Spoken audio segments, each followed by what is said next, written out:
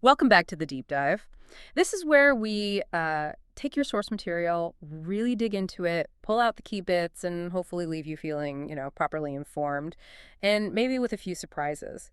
Today, we're diving into something I find really fascinating.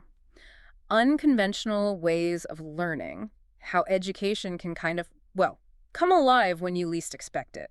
Our source for this one is, it's actually a charming story called Oliver Owl's Summer School. Oh, I like this one. Yeah, it's great, isn't it? So our mission really is to see what insights we can pull from it about making learning, well, not just effective, but actually engaging, fun even. Regardless of the setting, right. Exactly. So the story's about Oliver the Owl. And instead of, napping or swimming like everyone else in Featherwood Forest during summer, Sensible options.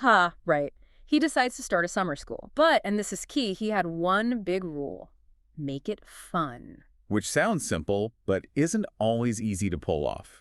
Definitely not. And he had quite the student body to work with. There was Benny the bear. Initially, he seemed more interested in, well, chewing on his pencils than anything else. Than Lulu the lizard, who, let's just say her main goal seemed to be maximizing recess time. Understandable motive for summer school, perhaps. And Chip the Chipmunk, he showed up with, I kid you not, 87 acorns. just in case. Prepared for anything that way. So yeah, this deep dive is all about how Oliver's innovative teaching managed to connect with these very different learners. So let's get into it. How did he actually do it?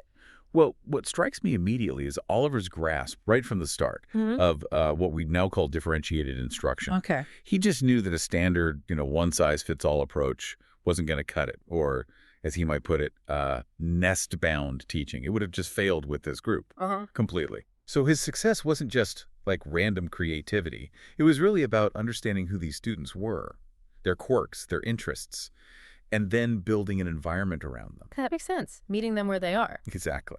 But then he went further, didn't he? It wasn't just how he taught, but also what he taught. I mean, forget the usual subjects. He invented things like Puddle Math. Puddle Math, yes. Which apparently involved figuring out how many jumps it takes to splash all the ducks. Brilliant. Or leaf reading, the idea that every leaf tells a story, and even wind writing, using feathers and breezes to make messages.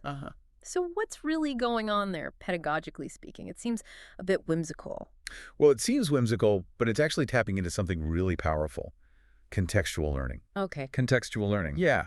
By grounding things like puddle math and leaf reading in their immediate world, the forest, the puddles, Oliver basically created these high-fidelity simulations for learning. And that makes a huge difference for retention.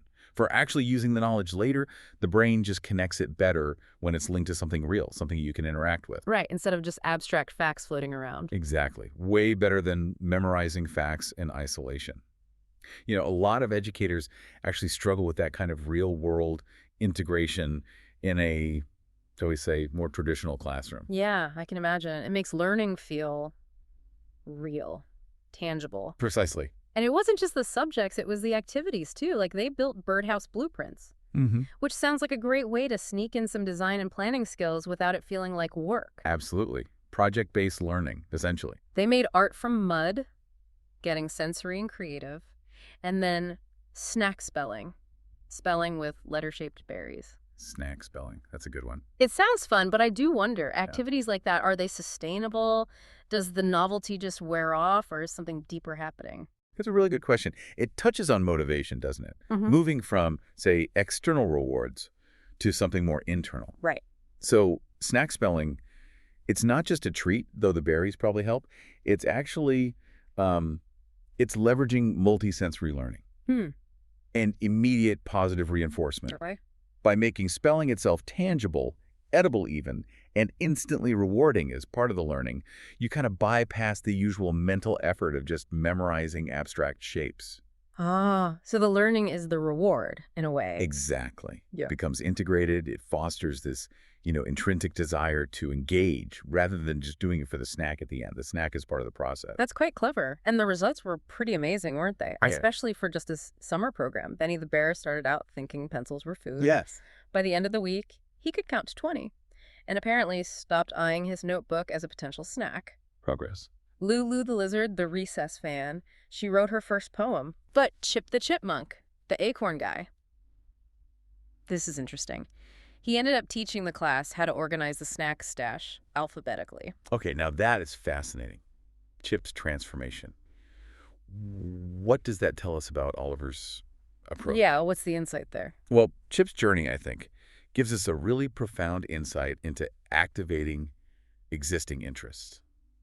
See, Oliver didn't try to make Chip stop caring about acorns. He didn't try to suppress that No, interest. he used it. He leveraged it, exactly. He connected this abstract concept, alphabetization, to something Chip was already highly motivated by, Yeah. organizing his snacks. So it wasn't a distraction anymore. It was the learning tool. Precisely. It became the anchor for the new knowledge. So this isn't just about, oh, everyone learns differently. It's more sophisticated.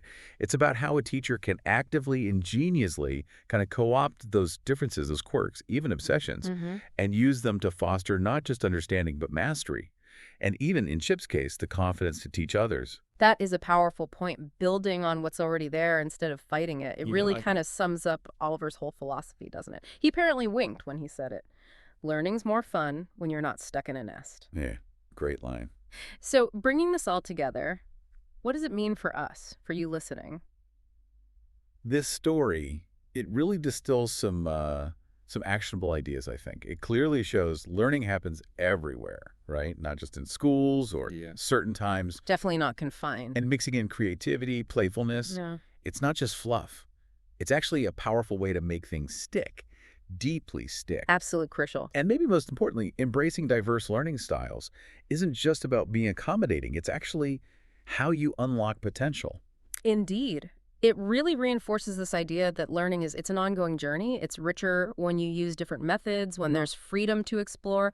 Oliver's flexibility, his willingness to meet Benny and Lulu and Chip where they were instead of forcing them into some rigid box. Yeah. That's the key, isn't it? It's about designing these environments where learners feel intrinsically driven, where the learning feels relevant, and where their unique way of seeing the world actually becomes their strength, not a hurdle. So, wrapping up this deep dive into Oliver Owl's summer school, the big takeaway really is learning doesn't stop when the school year does.